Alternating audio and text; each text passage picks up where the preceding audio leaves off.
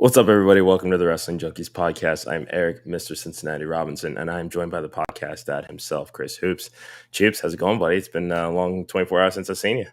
Yes, it has been quite an adventure to get to this one today, but we are here and ready to talk some wrestling, ready to talk some AEW with you, and some fun news we had earlier today.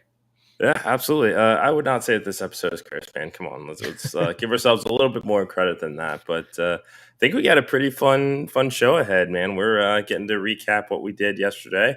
Dynamite was in town at the Heritage Bank Center in Cincinnati, Ohio, our hometown, and we decided to go check it out. We had a great time, man. What'd you think? Dynamite and Rampage, I will remind you. Where are my manners? Of course. Had That's right. a pretty big moment that happened on Rampage in hindsight, but big moment nonetheless. Yes, little did we know about the big moment that happened, but it seems like the news did come out from Fightful, but we'll get to that when we get there. Had a great time. I think we learned a couple things that in the future, maybe no more floor seats. Yeah. I got a good deal, so I said, hey, let's Uh. pull the trigger on it. And I think the other one is I always need to wear a hat. My hair was not my friend last night. It's fine. I would say overall there's nothing wrong with floor seats every once in a while. However, I did have to say a certain phrase a couple of times throughout the night that these guys just didn't want to listen to. I think, if I could just get on my soapbox here for just a second, if you guys could just humor me. Love it when people bring signs to wrestling shows. Not saying that people shouldn't do that or anything like that. Just be cognizant of your surroundings. I know that you want to get your sign on TV. Nothing wrong with that. I think we all have had those moments where we want to try to make it on TV. But if you got a sign and you're on the floor, just be cognizant of who's around you, so that people behind you that have when you have your sign up can also see and enjoy the show. But that's all I gotta say about that. If you're gonna hold a sign, make it a good sign. That's my 2 cents. Yeah, they were kind of mid, but it's just gonna leave it at that. Mid. And if you guys are listening, hey, thanks for listening. Yeah, we do appreciate it. If you are new to the channel, welcome. If you are returning, welcome back. Again, great show for you. Let's just kick it off, man. Dynamite, our hometown, Cincinnati, Ohio. What better way than to have Mox kick off the show? Had a defense of the International Championship against Big Bill. And that name, that moniker truly fits that man. I think that's the first time I've seen him work live, and he's the size of a house. Yeah. Yeah, I mean, for context, we were probably 6 rows back from the ring. Yeah, give or take. And you can really see the size of these guys. Like Big Bill is ginormous. He's big. A little bit. We got another match where Mox bled. If you didn't think he was going to go all out in Cincinnati, you don't know Moxley. But no, it was a good match. It was a solid open. Wasn't the best John Moxley match in the world, but I think more of that is kind of I would say almost a little bit of clash in styles with Big Bill. Sure. But a good story they're telling with Ricky Starks, the BCC, and that group. I really like Ricky Starks and Big Bill. I like the presentation. It kind of reminds me a little bit of Shawn and Diesel.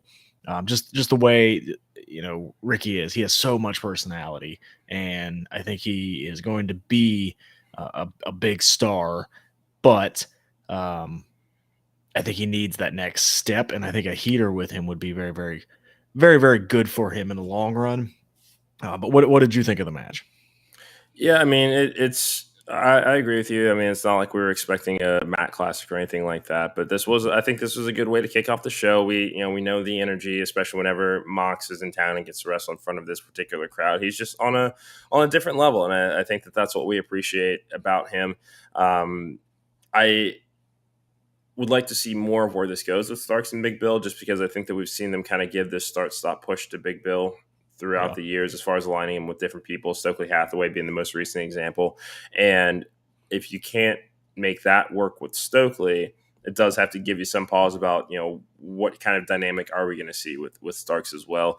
I don't know. This could be an opportunity for him as well. I know that, there's also been some reports that he may have some interest from WWE once his contract is up. So, I mean, I think that he would be worth the look, and I think this is the opportunity to show what he can do if he does have that heater with him, and kind of what that brings out in a new dynamic for his character. Because he's good friends with Cody, isn't he? He is. He was at the Rumble last year when he made his return.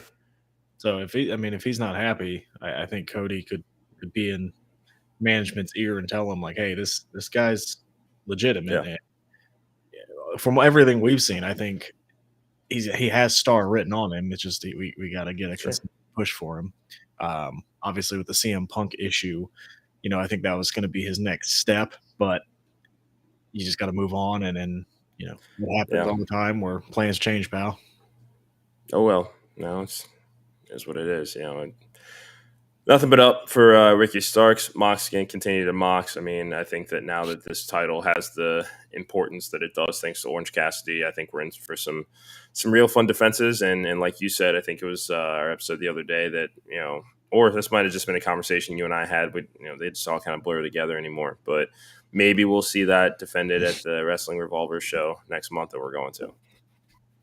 Yeah, that would be awesome. It is a street fight, so obviously Moxley will bleed, and that will be, the third or fourth time we've seen Mox, and he's going to bleed because that's what Mox is. You made the comparison last night. He's our modern day Terry Funk.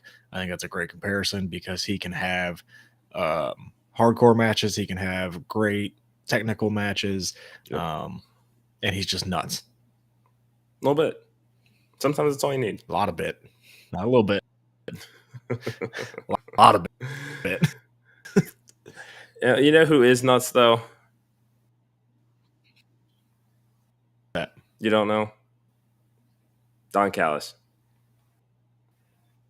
It's a Bond villain right there. This is nuts. Yeah. Yes, yeah, he is nuts. A little bit. Yeah, so Callis comes out with Takeshita in tow. I think that he got a better reaction coming in there last night than what we heard on TV at Wembley a few weeks ago. Would you say that was different? Those were different reactions? Was that a reaction for Don Callis or Takeshita? It's a good point. I think it was for Don Callis. I mean, it works for him though. He's got this just menacing quality, and then also the legitimate scar that he's got on his head now from that botch during that promo. I mean, it just adds to it. It just gives him something just very, very creepy, and it works for him. They've 100%.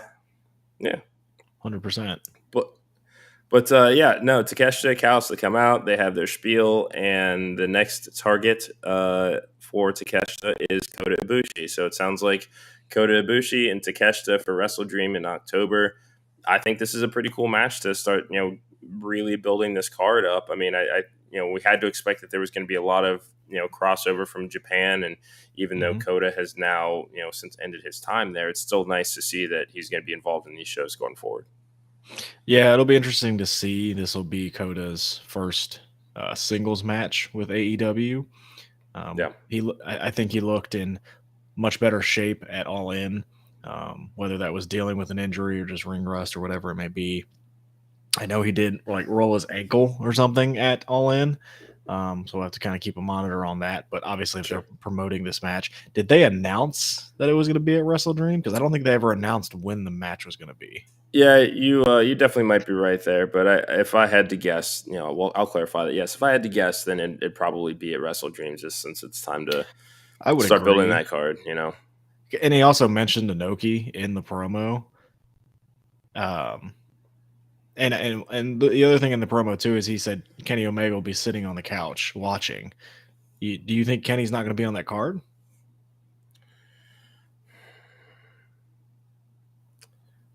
It would be an interesting layer if he wasn't. And I say that because now we can hear hear it in his head and kind of see what he's going through as far as having these losing streak that he's been on since he split with Don Callis. So I could see these losses definitely starting to rattle him a little bit. And maybe, do I still have this? Kind of have that angle to it.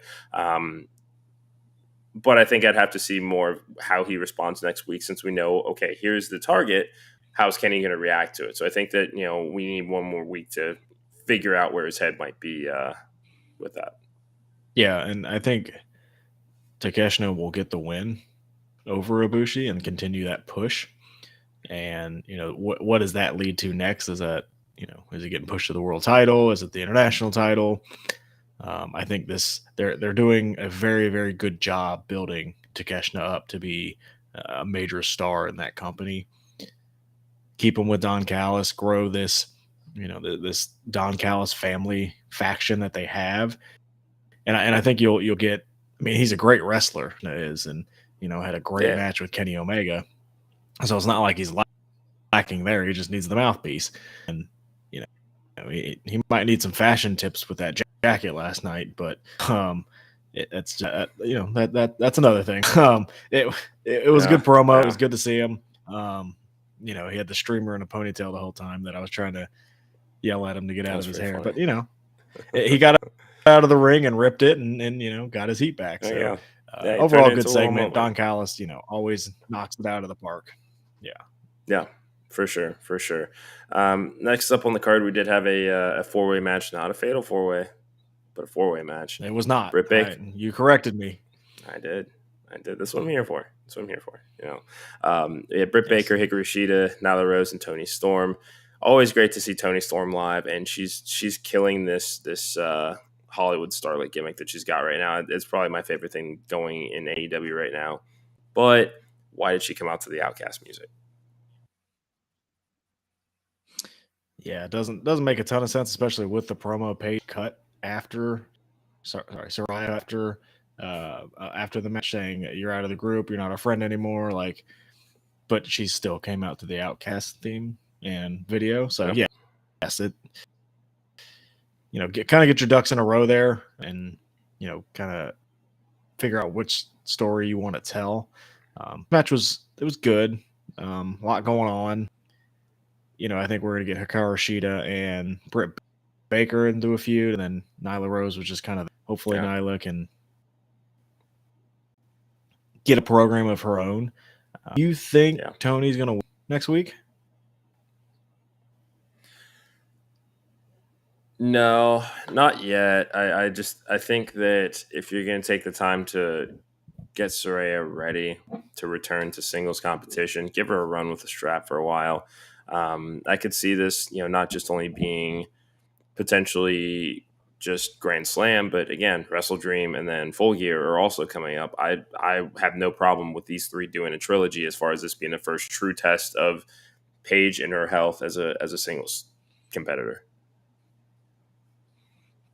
Okay, yeah, that's fair. I mean, I wouldn't be mad if Tony won. I think this gimmick has been fantastic for her. I think it's one of the best things in women's wrestling right now, and it's kind of come organically, and there's no doubt about it. I mean, the crowd popped when she came out. So I think Tony push towards the back end. Yeah, and no, that wasn't a joke. All right. Okay. All right. I'm gonna give you that one. That was good. I like that. Sorry, man. I had like 4 hours of sleep. I'm on it. It's okay. It's all right. Yeah, I was. Oh yeah, that's right. You definitely were up earlier than I was today. Sorry. That's okay. That's all for wrestling. No, fine. It is, and it was a good show nonetheless. This was probably one of my favorite parts of the night. Up here next, Sammy and Chris Jericho, the Sex Gods, had their final face-to-face encounter before their match at Grand Slam next week. Did the video montage and basically giving each other their flowers, but basically saying, "Hey, this is the competition. I want to beat you. No, I want to beat you," and all of that stuff. Singing Judas live never gets old. Just doesn't. No, not it. We got to sing it a couple times too, and that was fun.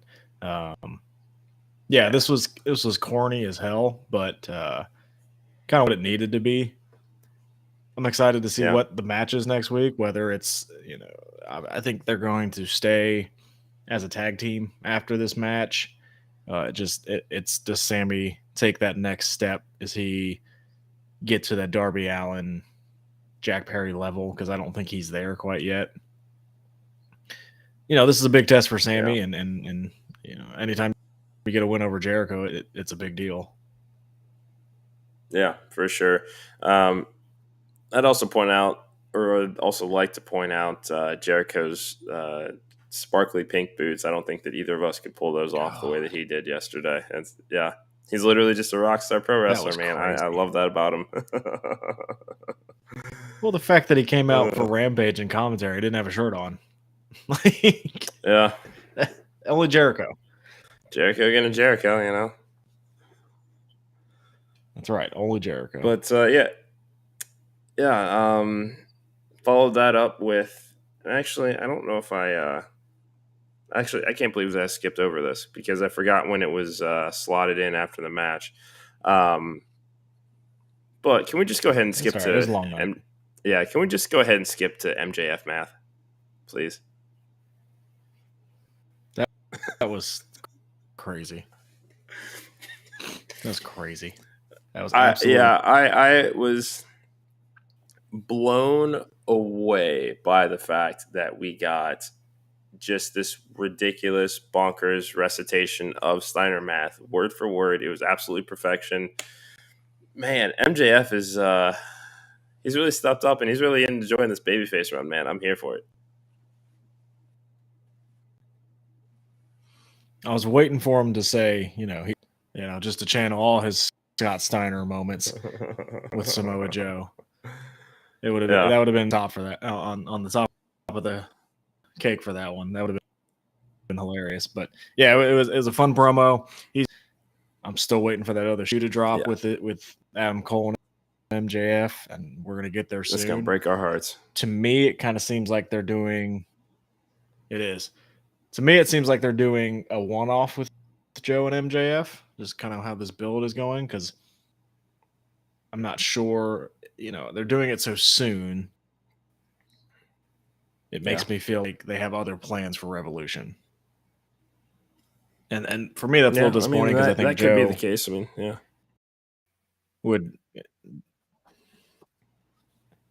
I think Joe deserves to be in the main event for a little bit longer than he is. I agree with you. I mean, I would certainly trust AEW to put Joe back in the main event scene sooner than if this were a WWE thing and he's getting a one-off world title match, because we've seen that before. So I would, MJF, Adam Cole, that's the much larger story here, and there's always going to be interchangeable and intermoving parts. But I think for right now, yes, have the match with Joe, but there's still that larger layer of Roddy and the Kingdom, and all of that just hilarity. So give it time. Yeah, and I don't think we want to repeat what the new catchphrase is for the Kingdom that we heard on Rampage. So we want to keep this kid friendly. But if you guys want to see a crazy promo, tune into Rampage. Yeah, no, it's fine. Also, Max Caster, I really didn't appreciate the knock on Burrow. I just, that was hilarious. Was it? It was. Was it really that? Was it that funny? Really? It was, because I think he forgot his audience for a minute. Yeah, he might have, and just it was funny, but like, come on, we feel bad enough as it is. No, it was hilarious. I showed Heather this morning, and she absolutely loved it. Being a Browns fan that she is. Yeah. Go Browns. All right, okay. Could we? Hey, man. I'm trying to keep the house happy. That's fair. House always wins. I get it. Right. Hangman Page defeats Brian Cage. I didn't realize this is the third time that they fought. Okay. That's the trilogy we were all waiting for. I enjoyed it, though. I thought it was a great match. Yeah, it was good. And Brian Cage is massive. Yeah. That guy is, I told you when he came out, I said, that guy is not the same species. There's no way. Nope. That's the, if another life form were to just drop to the earth and say, yeah, take me to your alpha, it's just like, no, it's him right there. Dude, that guy has muscles that aren't on my body. It's not a thing on my body. Yeah. That's amazing. I know. Good for him. And he does moonsaults. Yeah. After seeing Brian Cage live, push that man. Push that man. This is a Brian Cage podcast now. Push that man. I like that. Okay. You forgetting about Veer? I haven't seen Veer do a moonsault yet. Okay. Well, maybe you need to give him that moonsault moveset in 2K. See how that works out. I might, but I'm gonna have to wait because I gotta go download Brian Cage. That's fair. Okay. Say less. But there was a larger story in this match as well. Swerve Strickland came out, basically stood at the ramp for about half of this match, just motionless, emotionless, just his typical ice cold self, master manipulator. It sounds like this is going to be, and I know that you initially thought that this was going to be the end of Cage's run with the embassy, but it seems like the larger story is going to be Swerve versus Hangman going forward. I think that's going to be a really fun match. Yeah, it kind of seemed to be a one-off because I was like, oh, AR Fox lost and, he kicked him out. And it kind of seemed to be a one-off due to the travel issues. But I like this pairing. I think it's a great pairing. I think it gives Brian Cage TV time. It gives Swerve that backup that he needs. And it's not Parker Boudreaux and whatever that guy's name was, that kind of failed act that they had. Yeah. I think his name was Trench. I don't know why I remember that. Okay. More than I did. Because I'm a wrestling junkie. That's why. That's true. I give you that. That's this is a welcome space for this. I appreciate this. Yeah. Yeah. Next up, Darby Allin. Swerve is an absolute miss. I feel like that guy should be the. Technology is gonna. I was gonna say you're technology. A little behind on me. You've been choppy. Okay, you've been a little behind as well today. So yeah, it's fine. It's okay. We're just going to war with the army we have. Sorry, go ahead. What were you saying?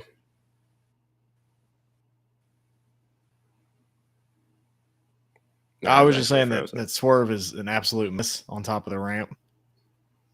No, I'm good. Okay. Yeah, maybe this show is a little cursed today. Maybe just a little bit.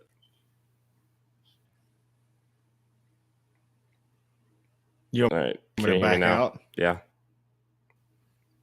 No, you're good, man. We're just gonna run right through this, okay? We're gonna. You're frozen. Great. No, I'm frozen. Yeah, you're frozen on my end. Yeah, this is interesting. All right. Let's see what we got here. I'll bring him back in a sec.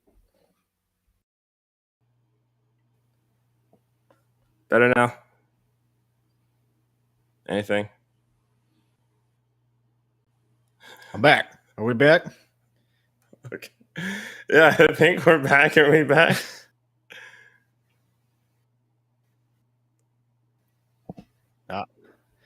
No, you're still frozen on my end, man. Anything? Still okay. All right. Can you hear me? No, I see you fine. Yeah. No, that's Oh no. What we got here? Technology has infiltrated Mr. Cincinnati. This is not how I expected this day to go. All right. All right, for those that can hear and see us, give us a little break. We got some tech difficulties. We're going to sort this out. We're going to hop back in here shortly.